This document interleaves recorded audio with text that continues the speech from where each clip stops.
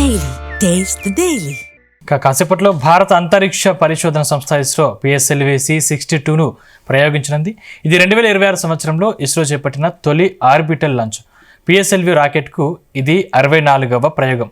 మొత్తం 260 టన్నుల బరువున్న ఈ మిషన్ సుమారు 2 గంటల పాటు కొనసాగనుంది. ప్రధాన పేలోడ్గా DRDO రూపొందించిన EOS N1 అన్వేష అనే ఆధునిక హైపర్ సెక్టరల్ ఎర్త్ అబ్జర్వేషన్ శాటిలైట్ను కక్షలో ప్రవేశపెడతారు. ఇది దేశ రక్షణ పర్యవేక్షణ, వ్యవసాయం, పట్టణ మ్యాపింగ్, పర్యావరణ పరిశీలనకు ఉపయోగపడుతుంది. రైట్, దీనికి సంబంధించి మరిన్ని వివరాలు తెలుసుకునేందుకు మనం ప్రయత్నిద్దాం. మనతో పాటు రఘునందన్ గారు, ప్లానిటరీ సొసైటీ ఆఫ్ ఇండియా ఉన్నారు. సార్ రఘునందన్ గారు, గుడ్ మార్నింగ్ అండి. గుడ్ మార్నింగ్, నమస్తే. సో మొత్తం మీద ఈరోజు ఏం జరగబోతుంది, ముఖ్యంగా ఇది ఆర్మీకి ఎలా యూజ్ కాబోతుంది? అవునండి, ఈరోజు చాలా ముఖ్యమైన మిషన్ అని చెప్పుకోవాలండి. మొట్టమొదటిగా ఈ కొత్త సంవత్సరంలో మొదటి లాంచ్. సో ఇప్పుడు మన ప్రేక్షకులు ఏం చూస్తారంటే మన ఛానల్లో దగ్గరగా 2.5 లక్షల బరువున్న ఒక వాహక నౌక PSLV C-62 అనే వాహక నౌక మనకి ఈ మెయిన్ EOS N1 అనే ఒక ఉపగ్రహం ఉన్నది. దాన్ని అన్వేష అని కూడా పిలుస్తున్నారు. సో ఈ ఒక ఉపగ్రహాన్ని ఈరోజు దగ్గరగా 18 నిమిషాల కాల వ్యవధిలో, అంటే ఇప్పుడు 10 గంటల 18 నిమిషాలకి ఇది మొదలవుతుంది. 10 గంటల 36 నిమిషాలకి లోగా మనం ఏం చేయాలంటే భూమి నుంచి 511 కిలోమీటర్ దూరానికి EOS-1ని మనం ప్రవేశపెట్టాలండి. సో ఇది మన భారతదేశ ఇండియన్ ఆర్మీకి ఇండియన్ ఆర్మ్డ్ ఫోర్సెస్కి చాలా ముఖ్యమైన ఉపగ్రహం అని మనం చెప్పుకోవచ్చండి. ఎందుకంటే ఈరోజు ఈ యొక్క ఏదైతే వార్ఫేర్ ఉందో చాలా డిఫరెంట్గా ఉంది, చాలా డిసీవింగ్గా ఉంది. అయితే ఈ ఉపగ్రహం ఏం చేస్తుంది అంటే భూమి నుంచి 500 కిలోమీటర్ దూరంలో ఉండి అక్కడ నుంచి భూమి మీద దాచుకొని ఉన్న వ్యవస్థల్ని కూడా ఛేదించుకుంటూ మన ఇండియన్ ఆర్మీకి హెల్ప్ చేయబోతా ఉంది. అదే కాకుండా ఇందులో ఒక 15 ఉపగ్రహాలు కూడా వివిధ దేశాలకు సంబంధించినవి ఉన్నాయి, మన భారతదేశానికి సంబంధించిన ఉపగ్రహాలు కూడా ఉన్నాయి, స్టూడెంట్ శాటిలైట్స్ ఉన్నాయి. సో మొత్తానికి ఈ యొక్క సుమారుగా 18 నిమిషాల కాల వ్యవధిలో, అంటే దగ్గర 10 గంటల 36 నిమిషాలకి ఈ మొదటి ఉపగ్రహం ప్రవేశపెడితే మీరు అన్నట్టుగా ఇంకా సమయం పడుతుంది. ఇంకా ఎందుకు సమయం పడుతుంది అంటే ఇందులో 15 కో ప్యాసింజర్స్ ఏవైతే ఉన్నారో వాటిని మొదటి విడతలో 12 గంటల 4 నిమిషాలకు ఒకటి, 12 గంటల 6 నిమిషాలకు ఒకటి, ఇలా మెయిన్ ఉపగ్రహం సపరేట్ అయిపోయిన సమయం తర్వాత ఈ 2 ఉపగ్రహాల వ్యవస్థలు మనం శాస్త్రవేత్తలు కక్షలకు ప్రవేశపెడతారు. సార్ ముఖ్యంగా అంటే హైపర్ స్ట్రక్చరల్ శాటిలైట్ అంటే ఏంటి, ఇది సాయుధ దళాలకు ఎలా ఉపయోగపడుతుంది అనుకోవాలి? ఇప్పుడు చూడండి, మామూలుగా ఉపగ్రహాలు ఏమవుతాయంటే పైనుంచి మనం చూస్తాయనే సంగతి మనకు తెలుసు. అయితే అదే కాకుండా మనకి రాడార్ శాటిలైట్స్ కూడా ఉంటాయి. అవైతే డే అయినా నైట్ అయినా పనిచేయగలుగుతుంది, క్లౌడ్స్ని కూడా ఛేదించుకుంటూ వెళ్ళగలుగుతుంది.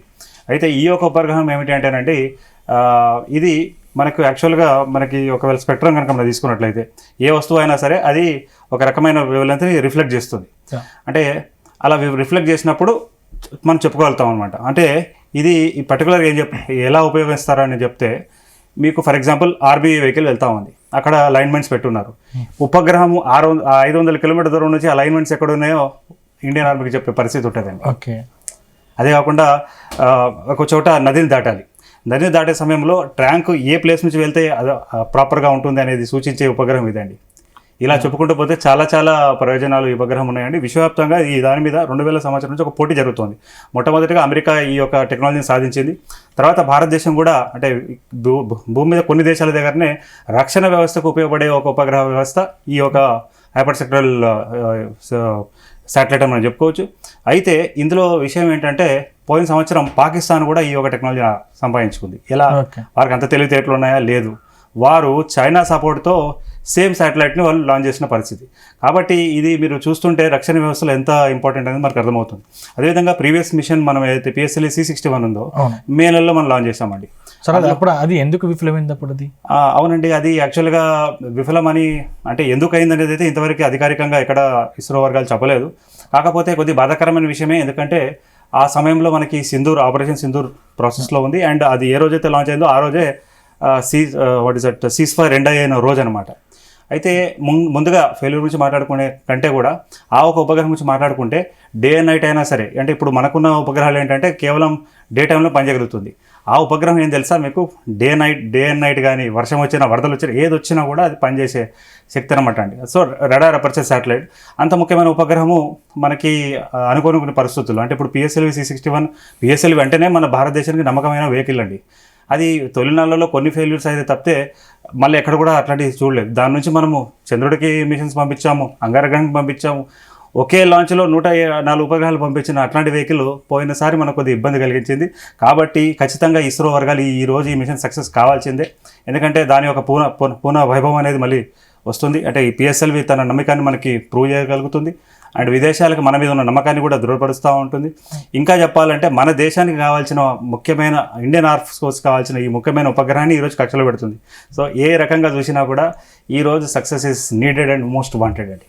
సార్ అంటే ఈ మిషన్లో ప్రధానంగా చూసుకున్నట్లయితే ఉపగ్రహము చిన్న ఉపగ్రహాలు ఉండడం వల్ల ప్రత్యేకత ఏంటంటే అసలు సో చిన్న ఉపగ్రహాలు అయితేనేమో అంటే ఇస్రో ఎప్పుడు కూడా మీరు చూస్తే అసలు ఈ చిన్న ఉపగ్రహాలు కూడా చాలా వినూత్నమైన ఉపగ్రహాలు ఉన్నాయండి. వాళ్ళన్నీ కూడా వినూత్నమైన వాట్ ఈస్ దట్ ఎక్స్పెరిమెంట్ చేస్తూ ఉన్నారు. అంటే ఏదైతే కేవలం పెద్ద పెద్ద దేశాలకి పెద్ద బడ్జెట్ ఉన్న కంపెనీస్ మాత్రమే సాధ్యమయ్యే యాక్టివిటీస్ని కొన్ని చిన్న చిన్న స్టార్టప్ కంపెనీస్ కూడా అందులో చేస్తూ ఉన్నాయి. Like for example Dhruva space ఉంది, టేక్ టు స్పేస్ అని చెప్పేసి ఒక కంపెనీ ఉన్నదండి. ఇట్లా వాళ్ళు చాలా చేస్తూ ఉన్నారు. అదే కాకుండా ఈరోజు మా విద్యార్థులు కూడా విద్యానికేతన్ స్కూల్కి సంబంధించిన విద్యార్థులు కామారెడ్డి పిల్లలు ఇప్పుడు మీరు చూడండి, అక్కడ వెళ్తే మనకు ఆంధ్రప్రదేశ్ మనం వెళ్ళాలంటే టోల్ బూత్ దగ్గర ఎంత పెద్ద లైన్ ఉందో మనం చూస్తా ఉన్నాం. అవన్నీ దాటుకొని కొంతమంది విద్యార్థులు అక్కడ ఒక 40 మంది విద్యార్థులు అక్కడ వారి చైర్మన్తో సహా అక్కడ వెయిట్ చేస్తూ ఉన్నారు. అంటే ఇక్కడ మనకు అర్థమవుతుంది ఈరోజు విద్యార్థులు కూడా ఈ మన భారతదేశం యొక్క అవసరాలను గుర్తిస్తూ రక్షణ రంగం కావాల్సిన ఏవైతే, ఎందుకంటే ఇప్పటిదాకా మనం రకరకాల మిషన్స్ చంద్రమండలంకి పంపించాము, ఇంకా వేరే పంపిస్తూ ఉన్నామండి. కానీ ఇప్పుడు సమయం ఏంటంటే ఇప్పుడు పరిస్థితులన్నీ చాలా గ్లోబల్ లెవెల్లో చాలా దారుణంగా మారుతున్న పరిస్థితి. కాబట్టి మన ఇండియన్ ఆర్మ్ ఫోర్సెస్కి ఎంత మనం హెల్ప్ చేయగలిగితే, అయితే ఈ ఒక ఉపగ్రహాన్ని గొప్ప విషయం ఏంటంటే ఇది డిఆర్డిఓ వారు నిర్మించిన ఉపగ్రహం అనమాట. సివిలియన్ పర్పసెస్ కంటే కూడా అంటే డిఆర్డిఓ అంటే తెలుసు. ఒకసారి లైవ్ చూద్దాం సార్. సో లాంచ్ అయ్యింది. It's the canvas of PSLV C62 flying the umbilical tower, a majestic liftoff. PSLV C62 प्रमोचन यान का सफलतापूर्ण उत्थापन प्रथम प्रमोचन मंच से और बढ़ चला है अपने उद्देश्य कक्षा की ओर। इस मिशन को पूरा करने के लिए EOS N1 उपग्रह उद्देश्य कक्षा की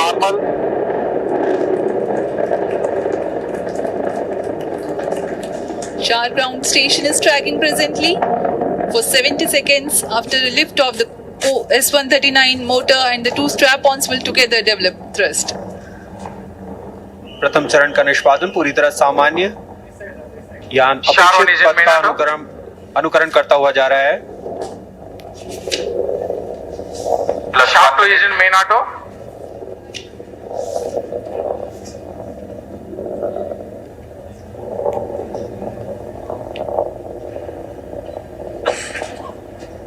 Both strap-ons separated. This is a confirmation from the range operations director that the strap-on motors have been separated from the ongoing launch vehicle. However, the core S139 motor continues to burn and develop thrust.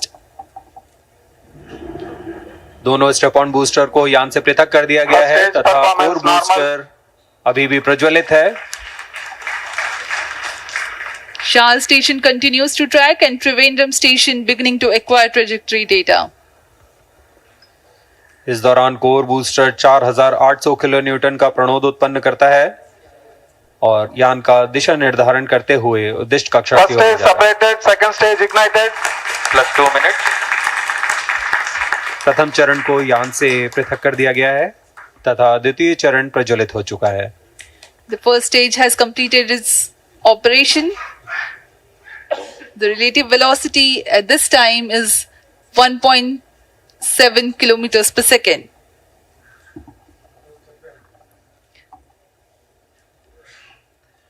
Current altitude is 93 kilometers. द्वितीय चरण विकास engine का प्रयोग करते हुए तथा ईंधन के रूप में US-25 तथा N2O4 का इस्तेमाल करता है और वर्तमान में यह 800 किलो न्यूटन का प्रणोद उत्पन्न कर रहा है। 151 second burn time for the PS2 stage for the present mission. Payload fairing separated. अब यान Close loop की guidance ऊंचाई initiated. 123 किलोमीटर हो चुकी है। अब यह घने वातावरण से बाहर जा चुका है, इसलिए यान से ऊष्मा कवच को पृथक कर दिया गया है। द्वितीय चरण अभी भी प्रज्वलित है।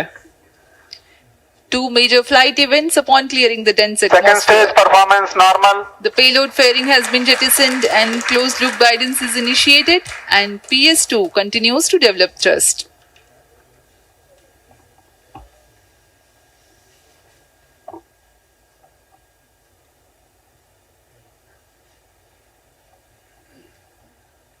यहाँ द्वितीय चरण इंजन जिम्बल की मदद से अपना दिशा निर्धारण करता है और उद्दिष्ट पथ की ओर यान को दिशा देता हुआ अपेक्षित पथ का अनुकरण कर रहा है। द्वितीय चरण का निष्पादन पूरी तरह सामान्य। अब यान की ऊंचाई 265 किलोमीटर तथा सापेक्ष गति 3 Second किलोमीटर stage प्रति सेकंड हो performance चुकी है। normal. The PS2 was powered by the Vikas engine, which develops 800 kilonewtons thrust. The trajectory of the vehicle closely follows the expected trajectory.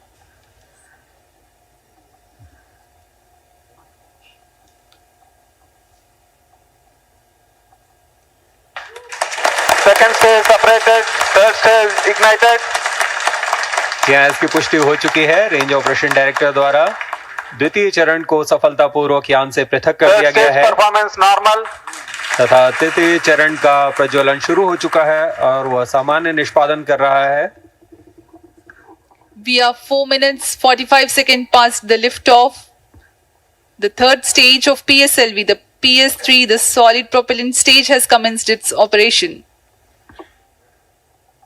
Rocket is at 250 kilometers Plus 5 altitude.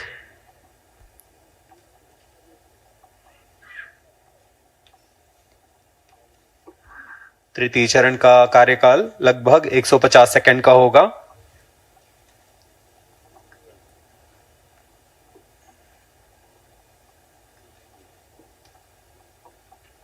यह ठोस नोदक पर आधारित चरण है।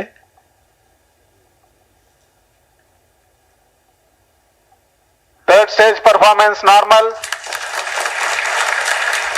For the present mission, PS3 stage will burn for 125 seconds.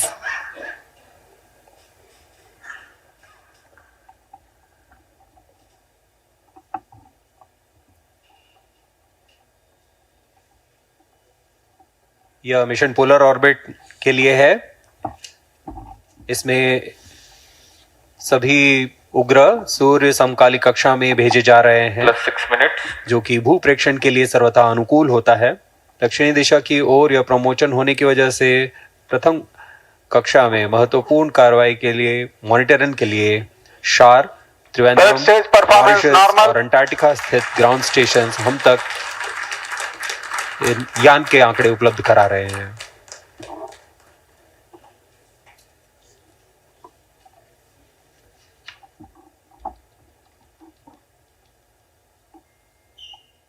Third stage burnout. Vehicle in combined coast phase. तृतीय चरण का कार्यकाल समाप्त हो चुका है तथा यान कोस्ट फेज की ओर अग्रसर है। अब कोस्ट फेज है जहां कोई भी प्रज्वलन नहीं हो रहा है। यान पूर्व प्राप्त संवेग से आगे बढ़ रहा है।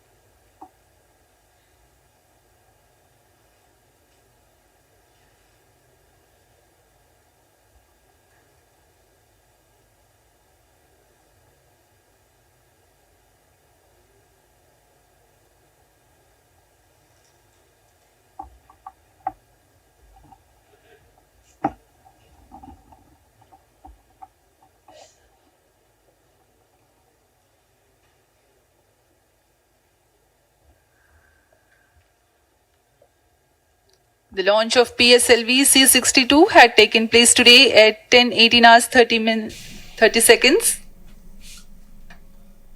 The first, second, and second stage have completed their operation. ఏదో అయింది.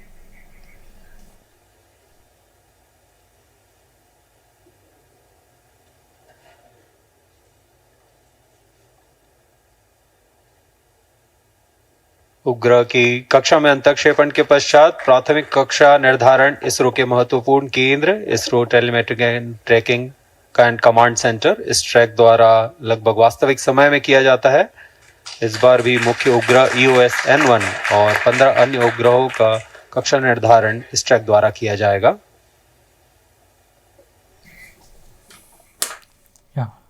రఘునందన్ గారు ఇప్పుడు మనం చూసామంటే PSLV C-62 రాకెట్ నింగిలోకి విజయవంతంగా దూసుకెళ్తున్న సిచ్యువేషన్ మనం చూసాం. అసలు ఇది ఎన్ని కిలోమీటర్ల వేగంతో దూసుకెళ్ళింది, అసలు ఇప్పుడు ప్రజెంట్ అక్కడ ఏం జరుగుతుందంటారు? అవునండి, ఇప్పటిదాకా మన ప్రేక్షకులు చూసాం, ఇవాళ అనుకున్నట్టుగానే చాలా సక్సెస్ఫుల్గా లాంచ్ అయితే టేక్ ప్లేస్ అయిందండి. సో ఇప్పుడు మన శాస్త్రవేత్తల ఉన్న టార్గెట్ ఏంటంటే భూమి నుంచి 509 కిలోమీటర్ దూరంలో ఈ మొదటి ఉపగ్రహాన్ని మనము ప్రవేశపెట్టాలండి. 511 కిలోమీటర్ల ప్రాంతంలో. ఇదంతా కూడా మనకి సుమారుగా 17 నిమిషాల్లో జరుగుతుంది. ఇప్పుడు మనం చూస్తూ ఉన్నాం, మనం ఇంటి నుంచి మన పిల్లలు స్కూల్కి వెళ్ళలేరు, మనం ఆఫీస్కి వెళ్ళలేము, అంటే ఒక కొన్ని కిలోమీటర్లు ఉన్నది వెళ్ళలేము. ఇది మన రాకెట్ ఏమో ఆల్మోస్ట్ 500 కిలోమీటర్ దాటేసింది. అయితే ఇందాక మీరు అడిగిన ప్రశ్నకి ఏంటంటే ఏదైనా సరే మనం వస్తువుని ఇలా పైకి వేస్తే అది కింద పడుతుంది, అది మనకు తెలుసు. అయితే ఇవాళ మన శాస్త్రవేత్తలు ఉన్న టార్గెట్ ఏంటంటే ముందుగానే ఈ ఇగ్నిషన్ అయిన తర్వాత యాక్చువల్గా PSLV తీసుకుంటే 4 దశల్లో తన ఇంధనాన్ని మండిస్తూ ముందుకు వెళ్తుంది అనమాట అండి. సో ఇప్పుడు మన ప్రేక్షకులు ఏం చూసారంటే మొదటి 1.5 మినిట్ ఈ ఇంధనాన్ని మండుతూ భూమి నుంచి 60 కిలోమీటర్లకు చేరుకున్నదండి. అక్కడ చేరుకున్న తర్వాత మొదటి స్టేజ్ విడిపోయి సముద్రంలో పడింది. నెక్స్ట్ 1.5 మినిట్లో మన శాస్త్రవేత్తలు ఉన్న టార్గెట్ ఏముండేనంటే 60 కిలోమీటర్ నుంచి భూమి నుంచి 214 కిలోమీటర్స్కి వెళ్ళాలి. ఎంత సమయంలో? అది కూడా సుమారుగా 1.5 మినిట్. ఇలా 2 దశలు అయిపోయినాయి. తర్వాత 3వ దశలో ఉన్న ఇంధనాన్ని మండిస్తున్న సమయంలో సుమారుగా 5 నిమిషాలు టైం పట్టింది. ఇక్కడ శాస్త్రవేత్తల ముందు టార్గెట్ ఏముండేనంటే 213 కిలోమీటర్ దూరంలో ఉన్న వెహికల్ సుమారుగా 429 కిలోమీటర్ల దూరానికి తీసుకెళ్ళాలి. అక్కడ ఈ 3వ స్టేజ్ సపరేట్ అయిపోవాలి. ఇప్పుడు ఏదైతే ఉందో 4th స్టేజ్ ఉందండి, ఇది మనకు యాక్చువల్గా ఒక 10 నిమిషాల పాటు ఉంటుంది. ఈ 10 నిమిషాలు మనం చెప్పే ప్రయత్నం చేస్తున్నాం ఇప్పటిదాకా ఏం జరిగింది. Stage 1, stage 2, stage 3, so stage 4 ఇప్పుడు ఆపరేషన్లో ఉన్నదండి. సో ఇలా ముందుగానే శాస్త్రవేత్తలు నిర్దేశించిన టైం టేబుల్ ప్రకారంగానే ఈ వెహికల్ తన పనితీరు ఉండాలి, తనలో ఉన్న ఇంధనాన్ని మండించాలి, అనుకున్న కిలోమీటర్స్కి వెళ్ళాలి. అండ్ ఇంకో విషయం మీరు చూడండి, ఇలా బయలుదేరిన తర్వాత ముందుగానే శాస్త్రవేత్తలు ముందే నిర్దేశించిన మార్గంలో వెళ్ళాలి. అటు ఇటు వెళ్ళడానికి లేదు, అటు ఇటు వెళ్తే ప్రమాదకరంగా ఉంటుంది. సో ఇప్పుడు మీరు అడిగిన ముఖ్యమైన క్వశ్చన్ ఏంటంటే ఎంత వేగం కావాలి. సో మొదటి స్టేజ్ కంప్లీట్ అయిపోయే వరకు మనకి, ఎందుకంటే మనం చెప్పాం కదండి, ఏదైనా వస్తువు పైకి వేస్తే కింద పడిపోతుంది. అయితే మన ఫిజిక్స్ టీచర్ గారు చెప్తారు ఎస్కేప్ వెలాసిటీ, పలాయన వేగం మనకు కావాలి. ఏదైనా సరే, ఫర్ ఎగ్జాంపుల్ ఈ ఫోన్ని మనం అంతరిక్షంలో పంపించాలంటే 11 సెకండ్కి 11 కిలోమీటర్ వేగంతో కనుక నేను విసరగలిగితే, అంటే సుమారుగా గంటకి, అంటే మ్యాథమెటిక్స్ క్యాలిక్యులేషన్ చేయలేదు, గంటకి నేను 30,000 కిలోమీటర్ల వేగంతో కనుక ఈ ఫోన్ కనుక నేను విసరగలిగితే ఇది అంతరిక్షంలోకి వెళ్తుంది. నేను అంత వేగంతో విసరలేను కాబట్టి. ఎందుకంటే మన క్రికెటర్ బౌలర్ కూడా ఐ థింక్ మ్యాక్సిమం గంటకి 150 కిలోమీటర్ మాత్రమే విసరగలుగుతాడు బాల్ని, ఒక బంతిని. సో ఇప్పుడు మన శాస్త్రవేత్తలు ఏం చేశారు అంటే మనకి ఇప్పుడు కావాల్సింది పదలం వేగం కాదు, ఆర్బిటల్ వెలాసిటీ కావాలి. అయితే దానికి ఎంత కావాలి? సెకండ్కి 8 కిలోమీటర్ల వేగం మనకి రావాలండి. సో దానికి ఏం చేశారంటే మొదటి స్టేజ్లో 60 కిలోమీటర్లు చేరే సమయానికి సెకండ్కి 2 కిలోమీటర్ల వేగం అందుకోవాలి ఈ వెహికల్. దాని తర్వాత 4 కిలోమీటర్లు, దాని తర్వాత 5 కిలోమీటర్లు, తర్వాత ఫైనల్గా అలా మీకు 7.6 కిలోమీటర్ వేగం వస్తేనే ఈ ఉపగ్రహం మనం కక్షలో ప్రవేశపెట్టగలుగుతాం. ఆ ఒక వేగం ఉంటేనే అది భూమి ఉన్న కక్షలో ఉంటుంది. అయితే ఇక్కడ గొప్ప విషయం ఏంటంటే ఇది ఎప్పుడు మన శాస్త్రవేత్తలు చేస్తూనే ఉన్నారు. కాకపోతే ప్రీవియస్ మిషన్లో మనకి కొన్ని ఇబ్బందికరమైన పరిస్థితులు, ఎక్కడో లోపం వచ్చి అది ఫెయిల్ అయ్యింది. బట్ ఏదైనా సరే failures are stepping stones for ISRO ఎప్పుడు కూడా మనకు చెప్తూ ఉంటుంది. అంటే మనం నార్మల్ పిల్లలకు చెప్తూ ఉంటాం ఫెయిల్యూర్స్ ఆర్ స్టెప్పింగ్ స్టోన్స్ అని. సో చంద్రయాన్ 3 జరిగేటప్పుడు అక్కడ చైర్మన్ గారు చెప్పారు, చంద్రయాన్ 2లో ఉన్న దాన్ని అంశాలను తీసుకొని ఎన్ని రకాలుగా ఫెయిల్ అయితే అన్ని రకాల థింగ్స్ని మేము రెడీ అయి ఉన్నాం, చేసుకొని మేము సక్సెస్ అయ్యాం. నార్మల్గా మనం సక్సెస్తో ప్లాన్ చేసుకుంటాం కదా, ఇక్కడ ఫెయిల్యూర్ బేస్డ్ మెథడాలజీలో అప్లై చేశారు. సో డెఫినెట్గా, ఎందుకంటే మనం రాను రోజుల్లో మనుషుల్ని తీసుకెళ్లాలనుకుంటున్నామండి. సో మనుషులు తీసుకెళ్దామన్న సమయంలో ఇట్లాంటి సమస్యలు ఏమైనా వస్తే ప్రాణాలు పోనే పరిస్థితి ఉండేది. కాబట్టి ఫెయిల్యూర్స్ కూడా ఒక పెద్ద లెసన్గానే మనం తీసుకోవాలి. ఏదేమైనప్పటికీ ఇప్పుడు ఈ మొదటి ఉపగ్రహము ఏదైతే ఉందో అది సుమారుగా 1000 సెకండ్లలో మనము కక్షలో ప్రవేశపెడతాం. దాని తర్వాత సుమారుగా మళ్ళీ కొంత సమయం తీసుకొని మనము ఎప్పుడైతే 6000, అంటే యాక్చువల్గా మీకు చెప్పాలంటే 10 గంటల 36 నిమిషాలకి మొదటి ఉపగ్రహాన్ని ప్రవేశపెడతామండి. దాని తర్వాత శాస్త్రవేత్తలు ఏం చేస్తారంటే ఈ యొక్క రీఎంట్రీ బర్న్ అని చెప్పేసి ఒకటి చేస్తారనమాట. సో అప్పుడేమవుతుంది అంటే అది 511 కిలోమీటర్స్ 506 కిలోమీటర్కి వస్తుంది. అది ఇప్పుడు 12:04 సో ఇలా 10:36 మొదటి ఉపగ్రహాన్ని ప్రవేశపెట్టిన తర్వాత 12:04 మొదటి సెట్ ఆఫ్ శాటిలైట్స్ని మనము కక్షలో ప్రవేశపెడతాం. తర్వాత రెండో సెట్ ఆఫ్ శాటిలైట్స్ని మనం ఇంకా కొన్ని నిమిషాలలో పెడతా ఉన్నాడు. సో మొత్తానికి చాలా ఆసక్తికరంగా ఉంటుంది. ఎప్పుడైనా ఇస్రో మిషన్స్ మనం తీసుకున్నట్లయితే ఇట్లా ఒక టేబుల్ మనకి వాళ్ళు రిలీజ్ చేస్తారండి. సో ఆ దాని ప్రకారంగా ఉంటుంది అని మనం చెప్పుకోవచ్చు. సో ముఖ్యంగా అంటే ఈ మిషన్లో పిఎస్ఎల్వి డిఎల్ వేరియంట్ ఉపయోగించారంటున్నారు కదా, అంటే అసలు డిఎల్ అంటే ఏంటి? అవునండి. సో ఇప్పుడు మనకి ఇస్రో నుంచి మనం అసలు మన ఇండియా నుంచి మనం ఏదైనా అంతరిక్షంలో పంపించాలంటే మనం చెప్పాలంటే ఒక మూడు రకాల వాహక నౌకలు ఉన్నాయండి. ఒకటి పిఎస్ఎల్వి మనందరికీ తెలిసిన విషయమే, తర్వాత జిఎస్ఎల్వి, తర్వాత మళ్ళీ LVM-3 కూడా ఉంది ఒకటి, అదే కాకుండా SSLV ఉంది.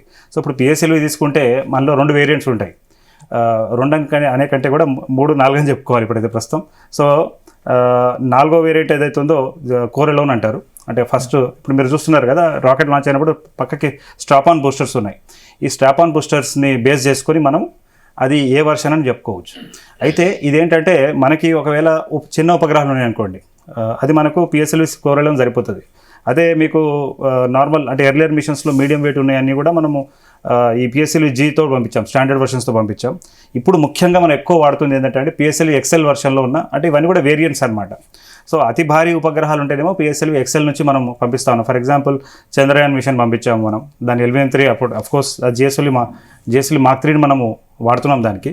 సో ఇప్పుడు పిఎస్ఎల్వి కనుక మనం తీసుకున్నట్లయితే మొత్తం 4 వేరియంట్స్ ఉంటాయి. అంటే ఇంకా క్లియర్గా మన ప్రేక్షకులు చెప్పాలంటే ఈ పిఎస్ఎల్వి వెహికల్ కనుక తీసుకున్నట్లయితే దగ్గర 3,20,000 కిలోలు ఉంటుంది. దాని సామర్థ్యం ఏమిటి అంటే భూమి నుంచి 250 నుంచి 600 కిలోమీటర్ దూరానికి ఉపగ్రహాలు తీసుకెళ్ళగలుగుతుంది. అండ్ ఎంత బరువు మోయగలుగుతుంది? అతి భారీగా లెక్క చూసుకుంటే ఒక 1,800 కిలో బరువు ఉన్న ఉపగ్రహాలు మాత్రమే ఈ పిఎస్ఎల్వి తీసుకెళ్ళగలుగుతుంది. అదే జిఎస్ఎల్వి Mark 2 తీసుకుంటే 2,500 కిలోలు, జిఎస్ఎల్వి Mark 3 తీసుకుంటేనేమో 4,400 కిలోలు. సో ఇట్లా బరువును బట్టి, మన టార్గెట్స్ని బట్టి, మన పట్టే అవసరాన్ని బట్టి మనం చేస్తాం. సో ప్రస్తుతం ఇవాళ మనం వాడింది ఏంటంటే ఈ పిఎస్ఎల్వి డిఎల్ వర్షన్ అన్నమాట. సో మీరు మామూలుగా మనం తీసుకుంటే సాధారణమైన పిఎస్ఎల్వి తీసుకుంటే 6 బూస్టర్స్ ఉంటాయి, కానీ ఇందులో కేవలం 2 బూస్టర్స్ ఉన్నాయన్నమాట. సో అదేవిధంగా XL తీసుకుంటేనేమో చాలా పెద్దవి 6 బూస్టర్స్ మనం వాడతాం, ఆ స్ట్రాప్ ఆన్ బూస్టర్స్. సో ఇలా ఈ యొక్క వ్యవస్థ ఉంటుంది మనకి. అంటే ఐదర్ పిఎస్ఎల్వి అయినా వాడతాం, జిఎస్ఎల్వి, లేదా మనకి ఇంకా స్మాల్ శాటిలైట్ లాంచ్ వెహికల్ వాడతాం అన్నమాట. సార్ అంటే ఇప్పుడు ఈ ఉపగ్రహాలు మన ఆర్మీకి చాలా యూజ్ అవుతున్నాయని చెప్తున్నారు కదా, అంటే శాటిలైట్ లాగా భవనాల లోపల కూడా చూడగలుగుతుందా? అయితే ఇక్కడ విషయం ఏంటంటేనండి, ఈ యొక్క చూడగలుగుతుంది అంటే ఇప్పుడు ఏమవుతుందంటే అండి, ఇదేమవుతుందంటే ఉపగ్రహాలు బేసిక్గా ఎట్లా పనిచేస్తుంది మనం చూడాలి. ఉపగ్రహాలు ఎలా పనిచేస్తాయంటే భూమి కక్షలో ఉంటాయండి. సో అదేమవుతుంది, సన్ లైట్ ఎప్పుడైనా ఏదైనా వస్తువు మీద పడితే అది రిఫ్లెక్ట్ అయితే చూడగలుగుతుంది అనమాట. అది దాని యొక్క వ్యవస్థ. ఓకే, సో ఇప్పుడు ఫర్ ఎగ్జాంపుల్ ఈ యొక్క ఉపగ్రహం ఒక వ్యవస్థ ఏంటంటే, అంటే మనం మోస్ట్లీ ఈ రెడ్, బ్లూ కొన్ని కలర్స్ మాత్రమే మనం మన కంటి చూడగలుగుతుంది. విజిబుల్ లైట్లో ఉన్న ఆబ్జెక్ట్స్ని చూడగలుగుతుంది, ఆర్ మన కెమెరా చూడగలుగుతుంది. కానీ ఈ యొక్క హైపర్ స్పెక్ట్రల్ ఈ కెమెరాలు ఏమిటంటే స్పెషాలిటీ, ఇవి మన కంటికి కనబడని వేవ్ లెన్స్లో ఉన్న వస్తువును కూడా చూడగలుగుతుంది. ఫర్ ఎగ్జాంపుల్ ఈ పెన్ ఉంది, లేకపోతే ఒక పచ్చని చెట్టు ఉంది, లేదా ఒక ఎండిపోయిన చెట్టు ఉంది, ఒక్కొక్కటి ఒక్కొక్క రకమైన వేవ్ లెన్స్ని రిఫ్లెక్ట్ చేస్తుంది అనమాట అండి. సో ఫర్ ఎగ్జాంపుల్ అంటే మన ప్రేక్షకులకు అర్థమయ్యేలాగా చెప్పాలి అంటే, ఒక ట్యాంక్ ఉంది, వాళ్ళు ట్యాంక్ని పెట్టారు, ఒక యుద్ధ నౌకని పెట్టారు వాళ్ళు, దాన్ని మొత్తం చెట్లతో కప్పి పెట్టున్నారు. మనకు కనబడట్లేదు, మామూలు కంటి చూస్తేనేమో మనకు కంటికి కనబడదు. కానీ ఈ ఉపగ్రహము భూమి నుంచి 500 కిలోమీటర్ దూరంలో ఉండి చూస్తే దాని లోపల ఏమున్నది అనేది గుర్తించి సైంటిస్టులకు చెప్పి సైంటిస్టులు ఆర్మీ వాళ్ళకి చెప్పే పరిస్థితి ఉంటుంది. సార్ అంటే ఇది ఓన్లీ ఆర్మీకైనా లేకపోతే ప్రజానికానికైనా ఉపయోగపడుతుందా? అంటే ప్రజానికానికి కూడా ఉపయోగపడుతుంది. ప్రజానికానికి ఎట్లా అంటేనంటే మనం రిసోర్సెస్ మేనేజ్మెంట్ అనమాట. ఫర్ ఎగ్జాంపుల్ మనం ఆ మధ్య సినిమా చూసాం, అతను అడవి లోపలికి వెళ్ళిపోయి అన్నీ నరికేస్తూ ఉన్నాడు. ఓకే, లేదా దాన్ని ఏదో కప్పివేసేలాగా ప్రయత్నం చేశాడు. ఇలా కప్పడం ఇప్పుడు ఉండదు. ఇది ఏంటంటే లోతుల అంటే మరీ లోతుకు వెళ్ళలేదు, సర్ఫేస్ మీద ఉన్న థింగ్స్ని దీనికి ఉన్న స్పెషల్ టెక్నాలజీస్తో అది చూడగలుగుతుంది, చెప్పగలుగుతుంది అనమాట. సో ఒక రకంగా చెప్పాలంటే ఒక హై అండ్ నిఘా వ్యవస్థ అనమాట అండి ఇది. It's like it's spy in the sky. అయితే ఇప్పుడు విచిత్రం ఏంటంటే విశ్వవ్యాప్తంగా కొన్ని దేశాల దగ్గరనే ఉంది. ఇటీవల కాలంలో పోయిన సంవత్సరం పాకిస్తాన్ వారు చైనా సహాయంతో వారు ఉపగ్రహం పంపించారు. కాబట్టి ఇది ఇవాళ సక్సెస్ కావాల్సిందే. సార్ మళ్ళీ ఒక్కసారి లైవ్ చూద్దాం. Yes.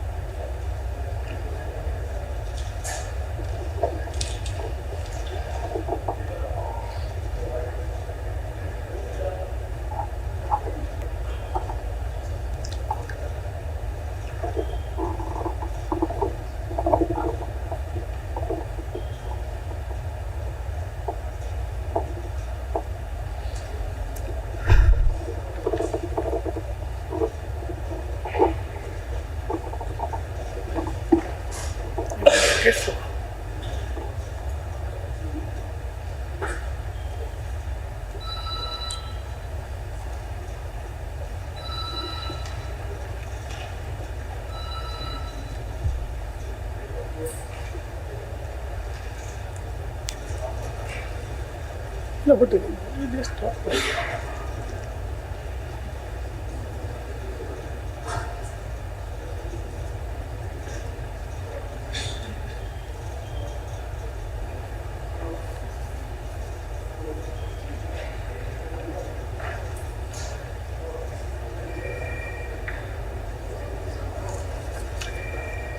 Whose permission?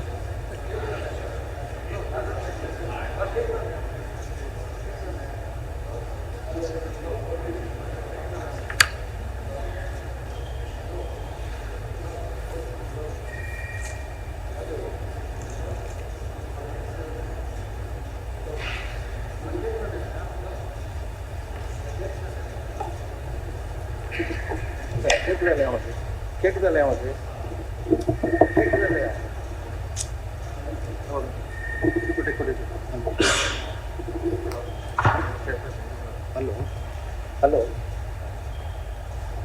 Resume the transmission. Urgent. No.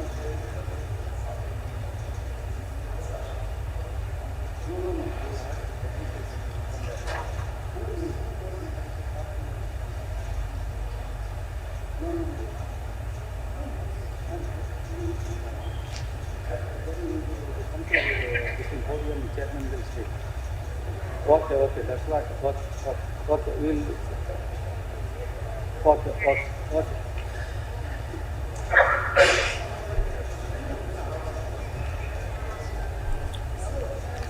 Good morning to all of you.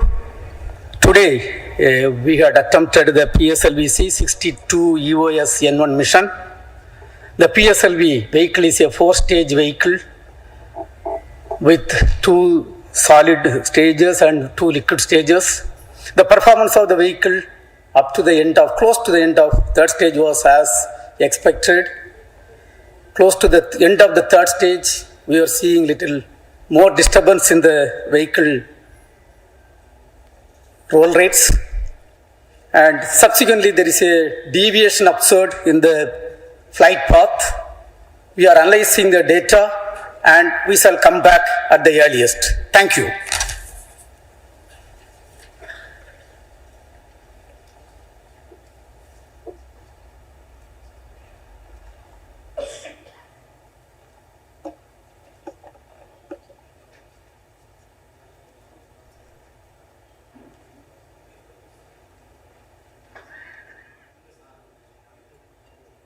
ధైర్యం చెప్పాలి.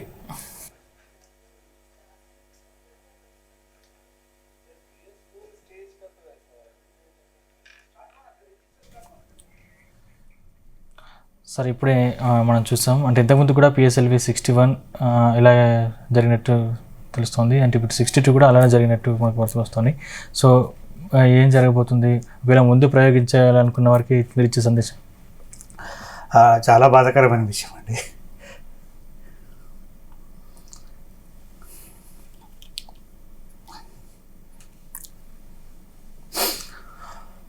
బాధాకరమైన విషయమే. మొదటి లాంచ్ ఫెయిల్ కావడం అనేది సరే.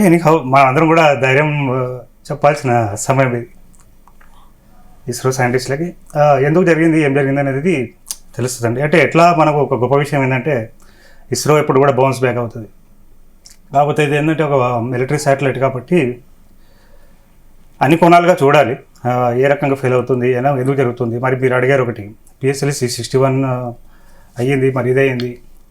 సో ఎవరు ఎక్స్పెక్ట్ చేయలేదు, ఎందుకంటే PSLV ఎప్పుడు ఫెయిల్యూర్ కాలేదండి. మనకి PSLV మనం తీసుకుంటే అది తొలినాళ్ళలో ఒక 2 మిషన్స్ తప్పితే అన్ని మిషన్స్ కూడా సక్సెస్ చేస్తూ వచ్చింది. అయితే ఇక్కడ ఒక సంతోషకరమైన విషయం ఏంటంటే పోయిన నెల మనము LVM-3 M6 అని లాంచ్ చేసాం. అంటే ఉపగ్రహాల ద్వారా ఇంటర్నెట్ యాక్సెస్ ఇద్దామనే ప్రయత్నం మనం చేసాం. సో బేసికల్గా LVM-3 అనేది దేని మీద పనిచేస్తుంది, ఒక క్రయోజనిక్ ఇంజన్ మెథడాలజీ మీద పనిచేస్తుందండి. అయితే మన శాస్త్రవేత్తలు ఎప్పుడైతే ఈ క్రయోజనిక్ ఇంజన్ కావాలనుకున్నప్పుడు అమెరికా లాంటి దేశాలు అడ్డుపడ్డాయి. రష్యా ఇస్తాన్నా కూడా మనకి అడ్డుపడ్డాయి. అడ్డుపడితే దగ్గర మా శాస్త్రవేత్తలు 25 సంవత్సరాలు కష్టపడితే మనకి మొదటి ఈ క్రయోజనిక్ ఇంజన్ తయారయ్యింది. సొంతంగా ఈరోజు మనం నిర్మించుకోగలుగుతున్నాం, లాంచ్ చేయగలుగుతున్నాం. అయితే ఆ టెక్నాలజీతో బేస్ చేస్తున్న LVM-3 ఏమో సక్సెస్ఫుల్గా 10 లాంచ్లు వస్తూ ఉన్నాయి. అంటే అది చెప్పాలంటే PSLVని ఒక ప్లేస్ని తీసుకుంది. ఒకప్పుడు మనం PSLV అంటే బేసిక్ వెళ్ళిపోతుంది, నో డౌట్ లాంచ్ అవుతుంది అనుకున్న పరిస్థితి నుంచి తెలియని కారణాల వల్ల ఇప్పుడు మనకి ప్రీవియస్ మిషన్ పోయింది, ఈ మిషన్ కూడా పోయింది. సో ఎందుకు అనేది ఇంకా చైర్మన్ గారు మనకి ఎక్కువ వివరాలు ఇవ్వలేదు. అయితే ఇది ఒక పాయింట్ ఏంటంటే మన దేశవాసులందరూ కూడా దిస్ ఈస్ ద టైం, మనందరం కూడా మనం ధైర్యంగా ఉండి శాస్త్రవేత్తలు కూడా ధైర్యంగా చెప్పాల్సిన అవసరం అనమాట అండి. ఎందుకంటే మనకి ఎన్నో థ్రెట్స్ ఉన్నాయి, చైనా ఒకవైపు, పాకిస్తాన్ ఒకవైపు, అంటే బంగ్లాదేశ్. దీని వెనక కుట్ర కోణాలు కూడా దాగి ఉండే అవకాశం. Yes, this is very important question అండి. అంటే ఇదేమైనా సాబోటేజ్ అంటే అఫీషియల్ లాంగ్వేజ్లో ఏంటంటే ఇజ్ ఇట్ ఏ సాబోటేజ్ అంటే నాకు తెలిసిన కొంతమంది మిత్రులు దీనికి కూడా ఆస్కారం ఉంది అని చెప్తా ఉన్నారు. అంటే నేను ప్రీవియస్ మిషన్లో చూస్తే అంటే వారు ఏ బేసిస్గా చెప్తున్నారు అంటే చైనాకి సంబంధించిన ఒక వార్షిప్ మన ఇండియన్ ఓషన్లో తిరుగుతుంది ఆ సమయంలో అని వారు అంచనా వేశారు, కానీ వారేమీ ధృవీకరించలేదు. అంటే ఇస్రో వర్గాలు మాత్రం ప్రీవియస్ మిషన్లో ఇదేదో ఇంటర్నల్ మన లాంచ్ వెహికల్లోనే ఇష్యూ ఉంది అని వారు అన్నారు. సో ఏదేమైనప్పటికీ మనకు రానున్న రోజుల్లో కూలంకషంగా శాస్త్రవేత్తలు దీన్ని పరిశీలించాలి, పరిశోధించి వారు ఎదుగు జరుగుతుంది ఇలా. ఎందుకంటే మనకి పిఎస్ఎల్వి ఎప్పుడు మనకు ఇది కాలేదు. సో ఏదైనా సరే this is a second such attempt. అంటే మన శాస్త్రవేత్తలు కూడా ఇదేమీ మేము మిలిటరీ పరంగా చేస్తున్నామని చెప్పలేదండి. అంటే అఫ్కోర్స్ ఇది DRDO చేసిన ఉపగ్రహం ఇది. So I hope very soon అంటే ఏమాత్రం కూడా వెనుక అడుగు వేయకుండా అంటే మన ఇస్రో నేను భారత ప్రభుత్వానికి రిక్వెస్ట్ చేసేది కూడా ఏంటంటే వారు మనము వాళ్ళకి ఎంకరేజ్ చేసి ఇంకా ఫండ్స్ ఇచ్చి, అసలు మన భారతదేశంలో సమస్య ఏంటంటే మనం ఫెయిల్యూర్కి మనం అవకాశం ఇవ్వం.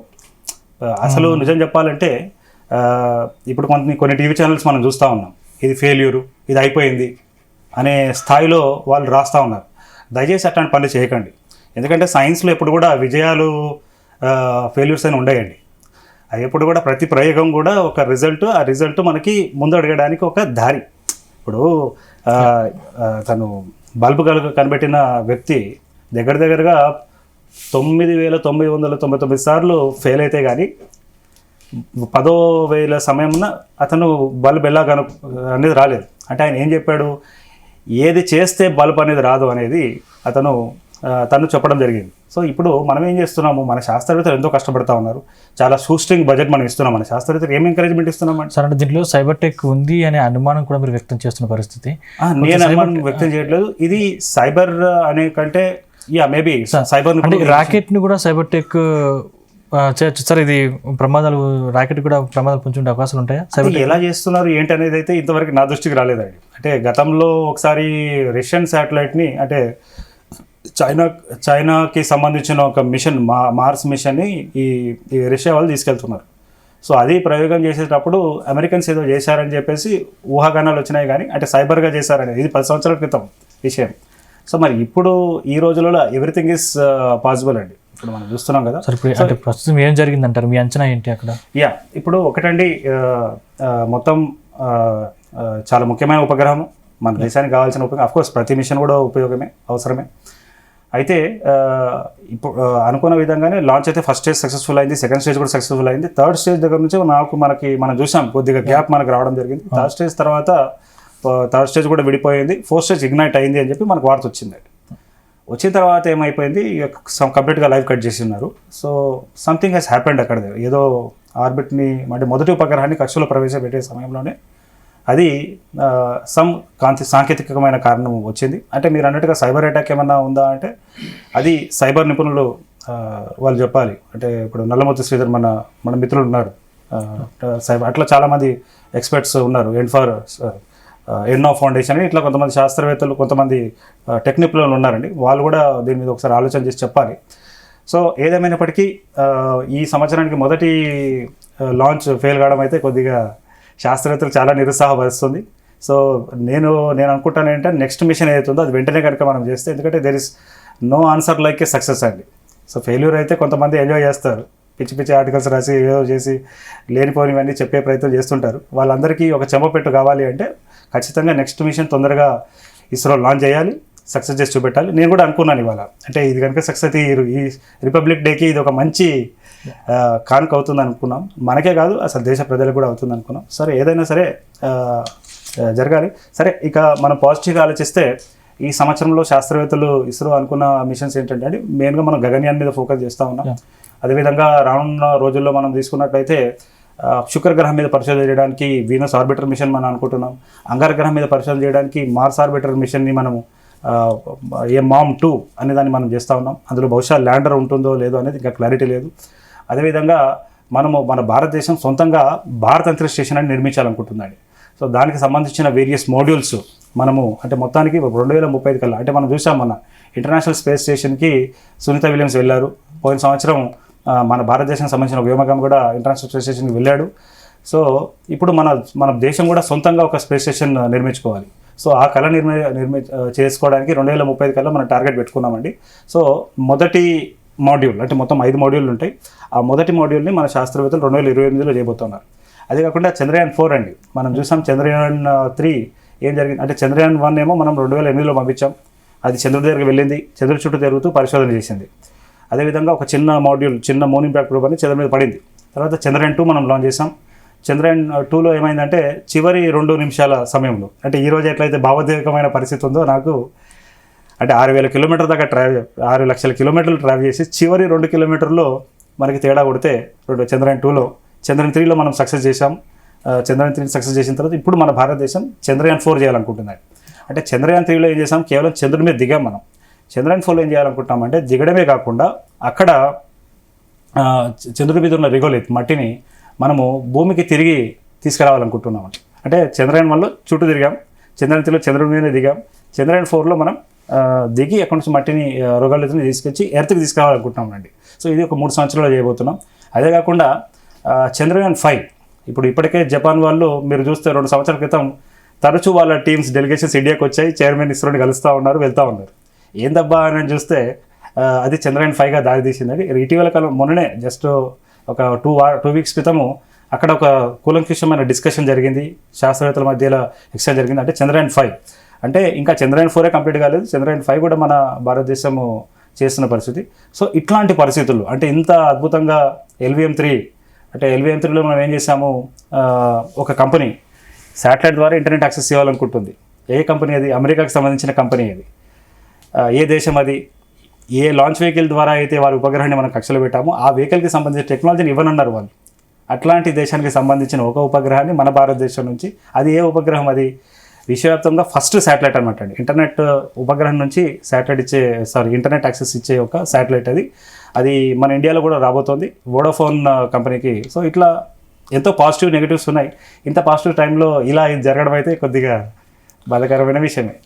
సార్, అంటే ఈ ప్రయోగం దేశవ్యాప్తంగా చూస్తున్నటువంటి విద్యార్థులకు ఎటువంటి this is very important question అండి. ఇప్పుడు మన పిల్లలందరూ కూడా చాలామంది ఇంటి దగ్గర ఉన్నారు, పండగ ఉంది కదా అని చెప్పేసి చాలామంది ఆసక్తికరంగా అయితే వాళ్ళకైతే కోర్స్ ఫస్ట్ ఫ్యూ మినిట్సే వాళ్ళకి సంతోషం కలిగించింది, అబ్బా అమ్మాయ్య లాంచ్ అయింది కదా అనుకున్నారు. సో వాళ్ళందరికీ కానీ మన జీవితంలో మనందరూ కూడా నేర్చుకోవాల్సిన విషయం ఏంటంటే అండి, failures are stepping stones for success. అది ఈ విషయం మన టీచర్స్ మనకు తరచూ చెప్తుంటారు. మన ఏదైనా కాంపిటీషన్లో ఓడిపోయినా, మార్క్స్ సరిగా రాకపోయినా మన టీచర్స్ చెప్తుంటారు. కానీ అది నిజమా కాదా అని తెలుసుకోవాలంటే ఇస్రోని చూడండి. ఇస్రో గతంలో కూడా చంద్రయాన్ 2 లాంచ్ చేసే సమయంలో చివరి నిమిషాల్లో కొన్ని సమస్యలు వచ్చాయి. వెంటనే అక్కడ ప్రెసిడెంట్ ఆఫ్ ఇండియా ఉన్నా కూడా దాన్ని వాళ్ళు క్యాన్సిల్ చేశారు. అందరూ అప్పుడు వెకిలించారు, ఏంటి వీళ్ళు ఇది కూడా చేసుకోలేకపోయారు. వితిన్ 1 వీక్లో 1 or 2 వీక్స్లో మళ్ళీ మనం చేసి చూపించామన్నమాట. సో విద్యార్థులందరికీ నేను రిక్వెస్ట్ చేసేది ఏంటంటే, మన భారతదేశానికి శాస్త్రవేత్తల అవసరం చాలా ఉన్నది. సో ఆ శాస్త్రవేత్తలు ఎక్కడి నుంచో రారు, మన స్కూల్లో నుంచే వాళ్ళు వస్తారు, మన స్కూల్ నుంచి వస్తారు. మన భారతదేశానికి ఎంతో వ్యోమగాములు కావాలి. అదే కాకుండా ఇప్పటికే చైనా తన ఒక స్పేస్ స్టేషన్ నిర్మించుకుంది. మనకి ఎవరు శత్రువు లేరు, కానీ పాకిస్తాన్ కానీ చైనా కానీ ఇప్పుడు బంగ్లాదేశ్ కూడా మన శత్రువుగా భావిస్తున్నారు. సో వాళ్ళు ఏం చేస్తున్నారంటే, వాళ్ళు ఒక ముక్కుముడి ఒక కూటమిగా ఏర్పడి చైనా పాకిస్తాన్కి ఇదే ఉపగ్రహాన్ని, ఇట్లాంటి ఉపగ్రహాన్ని పంపించింది. అఫ్కోర్స్ దానికి వాళ్ళు పాకిస్తాన్ పంపించిన ఉపగ్రహానికి మనం ఇవాళ పంపిద్దాం అనుకున్న అన్వేషాకి అసలు ఏమాత్రం పొందడం లేదు. ఇది చాలా అడ్వాన్స్. ఇంకా చెప్పాలి అంటే చైనా పంపించిన హైపర్ సెక్టరల్ శాటిలైట్ అంటే కూడా ఇది బెటర్ అని మనం చెప్పుకోవచ్చు అండి రెజల్యూషన్లో. అయినప్పటికీ కాలేదు. సో డెఫినెట్లీ మనం బౌన్స్ బ్యాక్ చేయాలి. అయితే ఇవాళ మా విద్యార్థులు కూడా చాలామంది అక్కడ విద్యానికేతన్ స్కూల్ కరీంనగర్ కామారెడ్డి అనమాట అండి. అక్కడ నుంచి విద్యానికేతన్ స్కూల్ కామారెడ్డి నుంచి వారి చైర్మన్ ఒక ఏజ్డ్ పర్సన్, ఆయన 75 year old పర్సన్. అసలు అంటే ఇదెందుకు నేను మళ్ళీ చెప్తున్నానంటే, ఇప్పుడు చూడండి ఎంత మనకి టోల్స్ దగ్గర ఎంత ఇష్యూ ఉంది, అవన్నీ దాటుకొని మరి వాళ్ళు వెళ్ళారు. అదే కాకుండా మేము 1 month క్రితమే దీని మీద ఒక ఆన్లైన్లో పిల్లలకి అవేర్నెస్ ఇచ్చాం. ఎవరు శ్రీరామ్ యూనివర్సల్ స్కూల్ అని, లేదంటే మనకి సంస్కృతి స్కూల్ అని చెప్పి విద్యార్థులకి పోయిన నెలనే మేము దీని మీద ఎక్స్ప్లెయిన్ చేశాం. అంటే ఇదంతా ప్రయత్నం ఎందుకు చేస్తున్నామండి, మనకి భారతదేశానికి ఆ శాస్త్రవేత్తలు కావాలి, చాలా అవసరం. ఇప్పుడు రక్షణ వ్యవస్థలో సోల్జర్స్ ఎంత రోల్ ప్లే చేస్తుందో శాస్త్రవేత్తలు కూడా అంతే రోల్ ప్లే చేస్తున్నారు. కాకపోతే ఈ రోజు చాలా బాధాకరమైన రోజు, మన శాస్త్రవేత్తలు ఎంతో బాధకు గురైన రోజు ఇది. సో డెఫినెట్గా వాళ్ళందరికీ ధైర్యం రావాలి అని మనందరూ కూడా, విద్యార్థులందరూ కూడా మీరు మెసేజెస్ పెట్టండి. ఆల్ ద బెస్ట్ ఇస్రో అండి. సో ఇట్లాంటి డిస్కషన్కి అవకాశం ఇచ్చిన జీటీవీ వారికి ఎప్పుడూ మనము సక్సెస్ ఇప్పటిదాకా సెలబ్రేట్ చేశామండి మన ఛానల్లో. బట్ మనం సక్సెస్తో పాటు జీవితంలో ఫెయిల్యూర్స్ కూడా ఉంటాయి. దానికి ఏమాత్రం నిరుత్సాహపడకుండా we need to come back, bounce back. Thank you sir, మీ విలువైన సమయాన్ని కేటాయించినందుకు ధన్యవాదాలు. ఈ బులెటిన్ అప్డేట్స్ చూస్తున్నాం. జీ తెలుగు న్యూస్, నిజం నిక్కచ్చిగా.